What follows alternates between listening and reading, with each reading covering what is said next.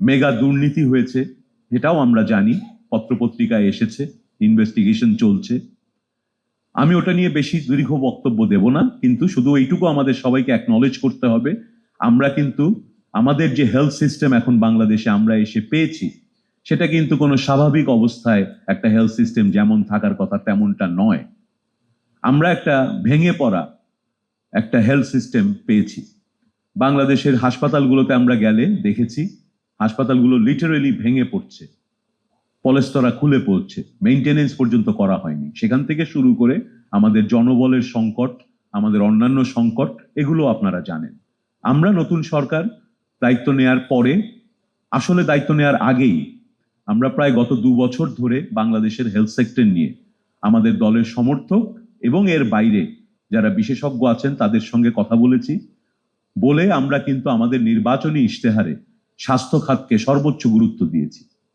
নির্বাচনী ইশতেহারে একটা বড় অংশ সুস্বাস্থ্যের বাংলাদেশ গড়ে তোলার জন্য আমরা কি করব সেই পরিকল্পনাগুলো আমরা দিয়েছি। এবং 12ই ফেব্রুয়ারির নির্বাচনে জনগণের ম্যান্ডেট নিয়ে দায়িত্ব গ্রহণের পরদিন থেকে আমরা সেই ইশতেহারের আলোকে আমাদের যে স্বাস্থ্য ব্যবস্থা সেটাকে দ্রুত গতিতে একটা সিচুয়েশন অ্যানালাইসিস করার চেষ্টা করেছি।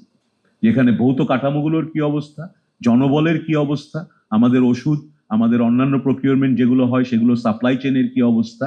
একই সাথে আমাদেরকে ফায়ার ফাইটিং করতে হয়েছে। 15 দিন পরেই আমরা দায়িত্ব নেয়ার এখানে মিজেলস আউটব্রেক হয়েছে, এখন সামনে ডেঙ্গুর সময় আসছে। তো এই কাজগুলো আমাদের করতে হচ্ছে। পাশাপাশি এই বাজেট অধিবেশন চলছে এখন, আপনারা জানেন স্বাস্থ্য খাতে ইতিহাসের সর্বোচ্চ বাজেট আমাদের সরকার অ্যালোকেট করেছেন। এই প্রেক্ষাপটে দাঁড়িয়ে সামনের দিনগুলোতে আমরা যে কাজগুলো করব তার বেশ কিছু ঘোষণা আমরা ইতিমধ্যেই দিয়েছি, যেগুলো আজকে আপনাদের এই প্রজেক্টের সঙ্গে খুবই রেলিভেন্ট। আমরা বলেছি আমরা প্রাইমারি হেলথ কেয়ারকে আমাদের স্বাস্থ্য খাত পুনর্গঠনের ভিত্তি হিসেবে ধরে নেব এবং সেখানে আমরা 1 লক্ষ নতুন স্বাস্থ্যকর্মী নিয়োগ দেব। পাশাপাশি প্রায় 25,000 মিডওয়াইফ নিয়োগ দেওয়ার পরিকল্পনা আমাদের আছে। আমরা ডাক্তার নিয়োগ দিচ্ছি 5,000 অতি শীঘ্রই, এবং ভবিষ্যতে আরো ডাক্তার নিয়োগ দেওয়া হবে। এগুলো এই সরকারের কমিটমেন্ট, এগুলো নিয়ে আমরা ইতিমধ্যেই কাজ শুরু করেছি। সেক্সুয়াল অ্যান্ড রিপ্রোডাক্টিভ হেলথকে এই প্রোগ্রাম থেকে যে লেসনগুলো আমরা শিখেছি, একটা বড় অপরচুনিটি হচ্ছে আমরা যখন এই প্রাইমারি হেলথ কেয়ারটাকে রিমডেল করব, আমরা প্রাইমারি হেলথ কেয়ার ইউনিটগুলো গড়ে তুলব, আমাদের মিডওয়াইফরা সেখানে কাজ করবেন, আমাদের হেলথ ওয়ার্কাররা কাজ করবেন। পাশাপাশি আমাদের হেলথ ওয়ার্কাররা এখন 3-4 রকম কাজ করেন এবং 3-4 রকম অ্যাডমিনিস্ট্রেটিভ স্ট্রাকচারের মধ্যে আছেন।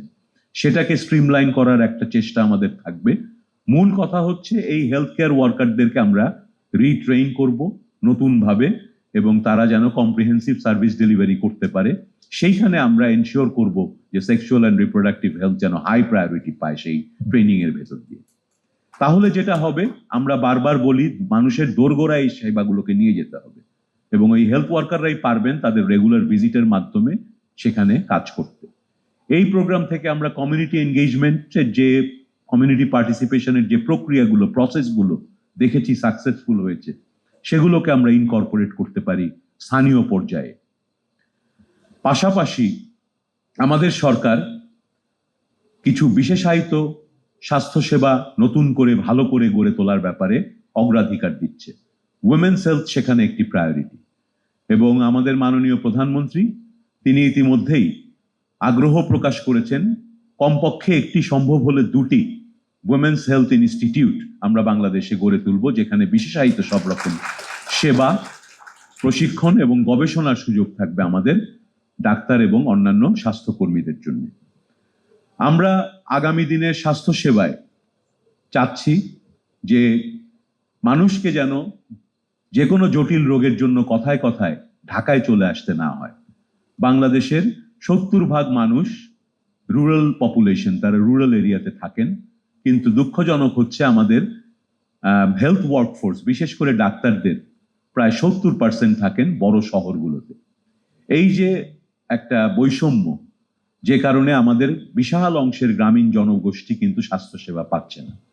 আমাদের সুযোগ এবং চেষ্টা থাকবে, যেটা এই প্রোগ্রামেও আপনারা দেখিয়েছেন এবং স্টিফেন তার বক্তব্যে বলেছে, যে আমরা যদি ইনভেস্ট করি সিস্টেম ডেভেলপ করার ক্ষেত্রে, আমরা যদি ইনভেস্ট করি আমাদের হিউম্যান রিসোর্স ক্যাপাসিটি বিল্ডিং এর ক্ষেত্রে, আমরা যদি আমাদের সোশ্যাল ক্যাপিটাল গুলোকে আরো বাড়ানোর চেষ্টা করি কমিউনিটি এনগেজমেন্ট এবং পার্টিসিপেশনের মাধ্যমে, তাহলেই কিন্তু সাস্টেইনড সিস্টেম ডেভেলপ করা সম্ভব এবং সাস্টেইন ভাবে আমরা চেঞ্জ আনতে পারবো আমাদের হেলথ সিস্টেমে এবং পেশেন্ট আউটকামে, কোয়ালিটি অফ লাইফে মানুষের।